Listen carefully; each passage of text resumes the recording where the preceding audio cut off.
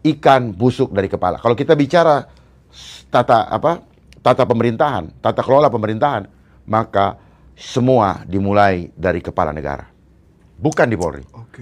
Di Polri adalah bagian daripada sub Turunan persoalan. aja ya. Itu. Kenapa? Karena ini adalah konsep revolusi industri. Semua harus menjadi industri.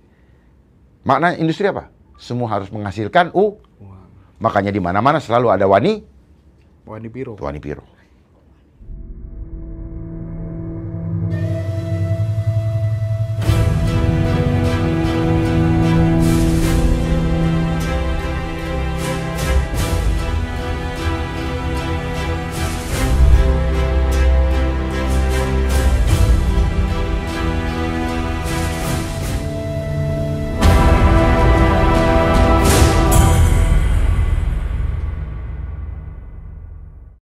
Kalau terkait dengan mobil listrik, bahayanya apa? Apakah ini juga bagian di rencana mereka? Bagaimana dengan blackout di Bali kemarin? Kalau tidak bisa kalau tidak ada charger lagi, Iya, ya parah itu stuck. ya. Belum lagi mereka menggunakan internet, computing, mereka akan terkendali dengan namanya computing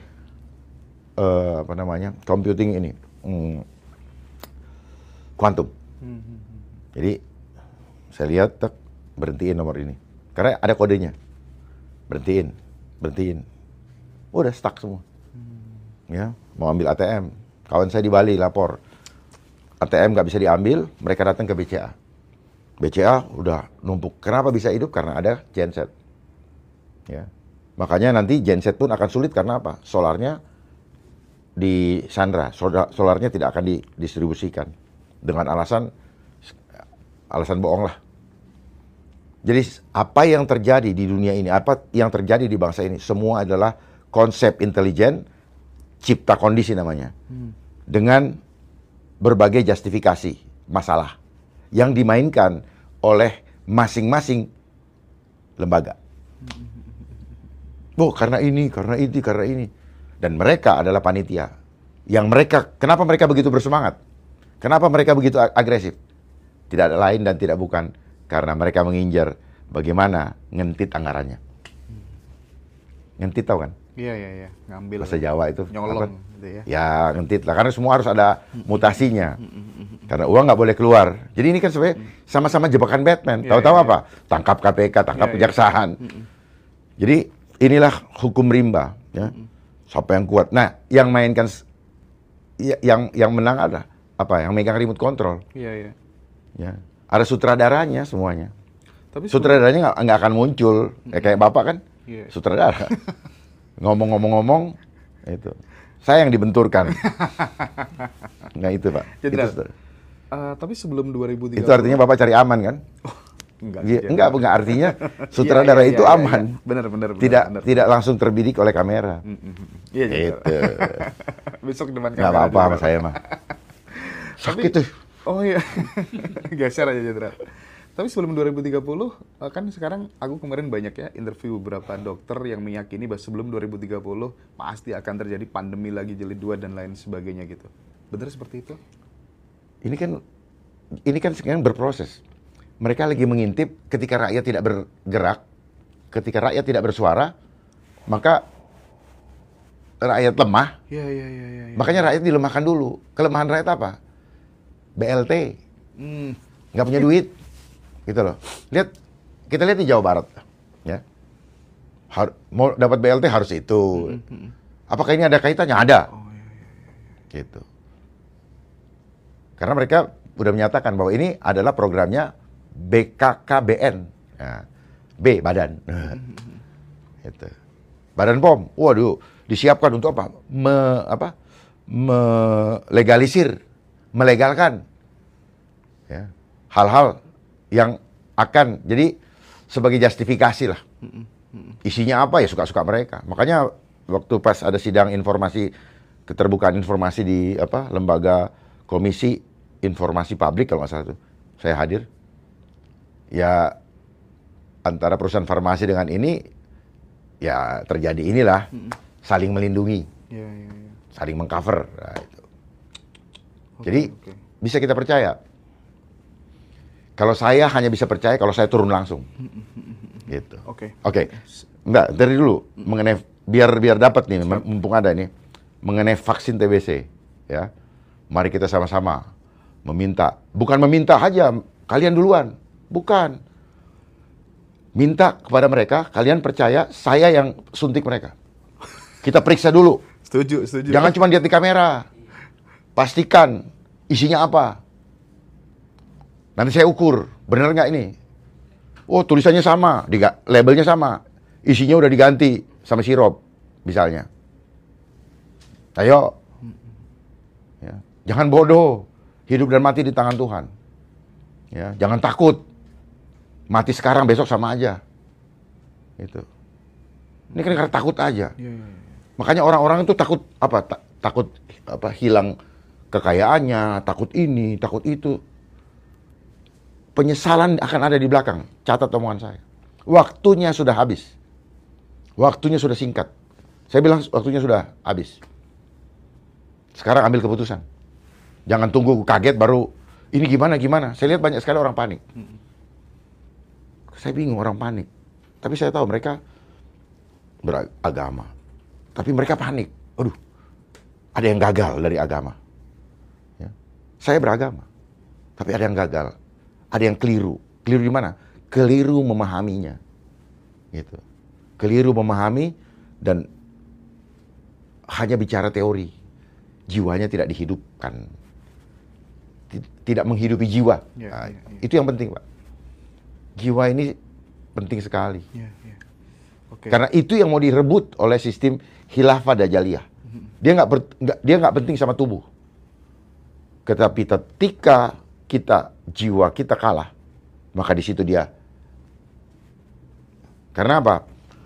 Kekalahan di alam spirit, di jiwa kita kalah, maka kita akan menyerah.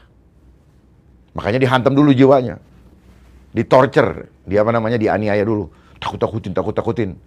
Gitu. Makanya saya paham, beliau yang nakut-nakutin rakyat itu, dia paham teori ini, ya, dia paham energi, dia paham masalah frekuensi. Dia paham vibrasi. Okay. Jadi mereka bermain dengan frekuensi. Saya kasih tahu aja nih. Jangan terus suruh berdebat secara ilmiah. Ilmiah dia yang bikin kok. Jangan harap hal-hal yang buruk akan ada referensinya, kalian akan dapat. Kalaupun ada referensi, itu peristiwa-peristiwa yang lalu yang sudah banyak menjadi korban. Makanya mereka ajarkan apa? Kaidah ini. Wah, berdebat lewat ini. Mereka menggunakan data orang. Orang ngumpulin data pun dia nggak tahu. Ngomong, ngebacot begitu. Coba kalau kita challenge. Mereka hafalan, bos. Mereka hafalan. Mereka sendiri nggak tahu bagaimana mengaktifasi signal dia ke tower utama kita. Atau ke signal ilahi. Mereka nggak paham. Karena memang teori yang diajarnya cuma begitu. Karena dipisah nih. Antara ilmu jiwa, sama ilmu tubuh, dipisah. Harusnya kan disatuin. Termasuk sama ilmu spirit. Gitu, Pak. Baik. Nah, supaya komprehensif pemahamannya. Sehingga pemirsa dapat. Gitu. Satu pertanyaan terakhir, Jenderal. Sebelum nanti dilanjut sama Bu Citra. Oh, kenapa terakhir? Jadi gini, saya tuh kan berharap suatu saat nanti tidak perlu ada lembaga yang namanya lembaga ad hoc, yang namanya KPK, karena institusi yang namanya Polri, Kejaksaan dan lain sebagainya itu udah benar-benar dipenuhi oleh orang-orang yang berintegritas. Kita tahu bahwa Gimana? Institusi seperti Polri itu dipenuhi oleh orang-orang yang berintegritas. Maksudnya itu harapan atau? Harapan dong. Harapan. Artinya gini, kita tahu sekarang Polri itu kan tidak mendapatkan kepercayaan dari masyarakat. Artinya banyak sekali permainan mulai dari masuk di bidang laka, bidang itu Jenderal lebih paham lah ya. Ketika kemudian andai kata nih Jenderal dapat amanah, andai kata jadi Kapolri. Oh, orang saya nggak bakal laku. Iya, tapi andai kata gitu. Konsep apa yang akan dilakukan Jenderal untuk beresin institusi yang namanya Polri ini sehingga kemudian nggak perlu KPK-KPK-an. Ini Polri udah bener-bener jujur, amanah. Gimana Jenderal? Apa yang akan dilakukan? Sebelum saya masuk ke situ, saya mau kasih tahu. Kalau ada orang mengatakan saya hoax, sebenarnya dia bagian daripada panitia. Nah, itu dulu. Dan ada lembaga yang selalu ngecap hoax. Oke. Mereka pun adalah lembaga yang disiapkan untuk ini. Yang sekarang sudah berubah jadi Digi. Nah, gitu. Jadi dunia ini disiapkan dulu dia punya perangkat-perangkat untuk membuat apa?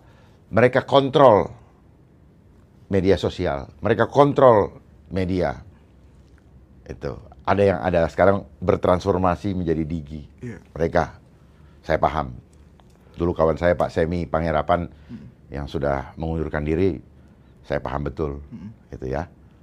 Jadi itu adalah agenda global, Pak. Karena di mana-mana itu semua lembaga ini disiapkan, sehingga Bapak bisa paham, oh kenapa Polri begini, kenapa ini, enggak. Bukan Polri, sekedar Polri yang dibenarkan. Ikan busuk dari kepala. Kalau kita bicara tata pemerintahan, tata kelola pemerintahan, maka semua dimulai dari kepala negara. Bukan di Polri. Oke. Di Polri adalah bagian daripada sub Turunan persoalan. aja ya. Itu. Kenapa? Karena ini adalah konsep revolusi industri. Semua harus menjadi industri. Makna industri apa? Semua harus menghasilkan Wow. Makanya di mana-mana selalu ada wani Piro. Ya, saya nggak tahu siapa yang mencetuskan kata wani piro. Walaupun di dalam bahasa Jawa. Tetapi itu menunjukkan bahwa tidak ada yang gretong. Gratis. Jadi bukan berdasarkan kemampuan, integritas, dan rasa takut mereka, kesetiaan mereka terhadap sumpah jabatan.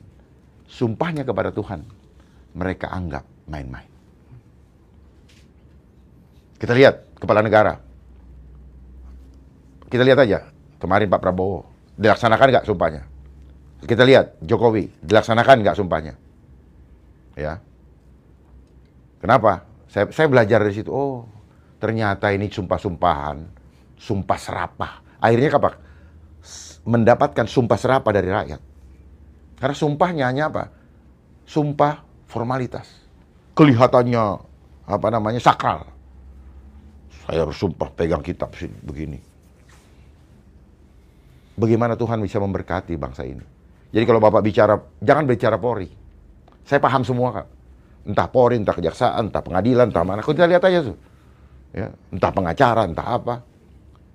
Semua bergerak, ada blueprintnya, Pak. Kalau mereka seperti itu karena mereka sebagai manusia yang sudah dikuasai oleh nafsu materialistis, mendapatkan pujian. Tapi kan mereka takut. Iya. Mereka kan takut diketahui hartanya. Ya, sehingga mereka hanya menikmati, misalnya punya mobil, hanya panasin mobil di garasi, terus berhayal, ya, dan sebagainya. Nah, kan mereka takut. Tapi kalau mereka disinggung, kalau diberitahu mereka tersinggung. Karena sudah mengkristal, Pak. Jadi apa yang kita saksikan selama ini di depan mata itu hanyalah kemunafikan. Kita memang dididik untuk munafik ternyata.